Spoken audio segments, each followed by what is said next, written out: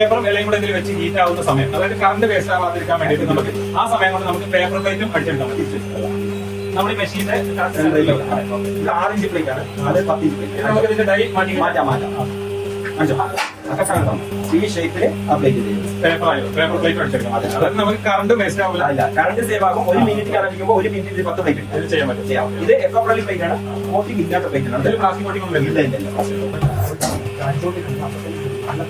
അപ്പൊ ഞാൻ paper plate ഉണ്ടാക്കിട്ടോ. Paper plate ഉണ്ടാക്കാൻ വേണ്ടി ഇങ്ങനെയുള്ള സംഭവം ആർക്കും ചെയ്യാവുന്നത്, ഒരു പരിചയമില്ലാത്ത ആർക്കും ചെയ്യാവുന്ന വളരെ ഈസി ആയിട്ടുള്ള പാള നമ്മൾ ഇങ്ങനെ ഉള്ളിലോട്ട്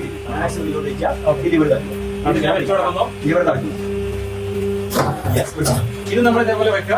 1 മിനിറ്റ് സമയം ചെയ്യുമ്പോൾ ഞാൻ ഇല ചെയ്തു, ഇതിന് പേപ്പർ ചെയ്തു, ഇതേ തന്നെ പാള ചെയ്തു. അപ്പൊ ഇതിലെല്ലാം ഡിഫറൻറ്റ് പ്രൊഡക്റ്റ് ഉണ്ടോ?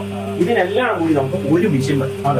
ഒരു മിഷൻ പേപ്പർ പ്ലേറ്റ് ഉണ്ടാക്കി, പേപ്പർ പ്ലേറ്റ് ഉണ്ടാക്കി, പിന്നെ പാളയും